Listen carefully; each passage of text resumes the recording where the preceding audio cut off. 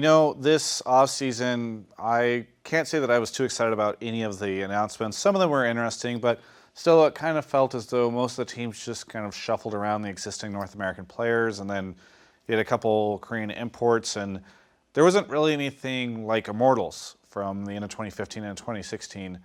So I kind of just figured, we'll see how things go, and first spring split comes along, kind of goes what's happened. But what is very interesting to me is how excited I got when I found out that Link was going to be returning. So in this episode of Travis Talks, I want to discuss why Link is actually a really good announcement for the North American LCS in 2017. I think for me, Link represents a different time in the NA LCS.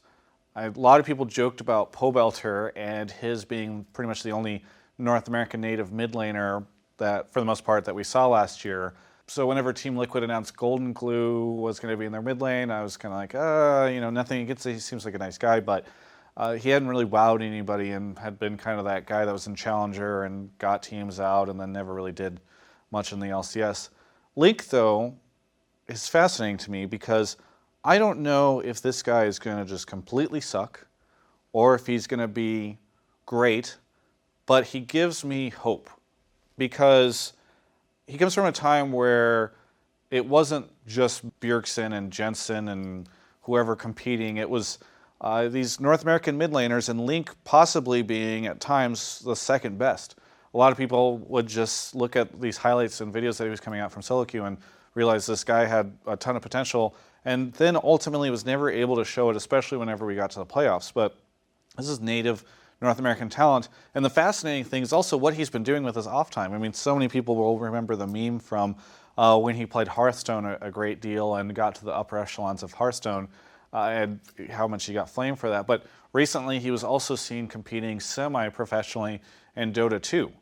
And so now we've got this guy, kind of the prodigal son, returning after the 17-page meme fest that was his departure.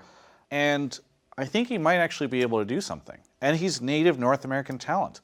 Nobody had to import to get him. And he's going to be a fascinating story because we have not seen very many players leave for so long and then come back as well.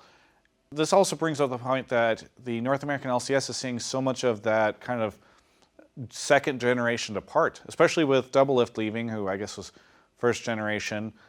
There was a lot of guys that were these upcoming rookies who haven't really made the brand for themselves or the storylines for themselves yet that some of the older guys had. Dardoch and Matt, for instance, are pretty good examples. Dardoch, I guess, just the toxic guy is how a lot of people would think of him. And Link, I think, restores some of that.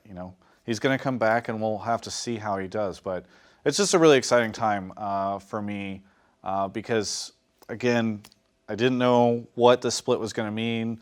None of the transfers were particularly exciting. A lot of people will flame me for that. But for me, I just felt like it seemed like off-season like normal. But this one in particular, I think I'll be watching. Anyway, thanks for watching this content. You can check out more esports coverage here at Yahoo Esports.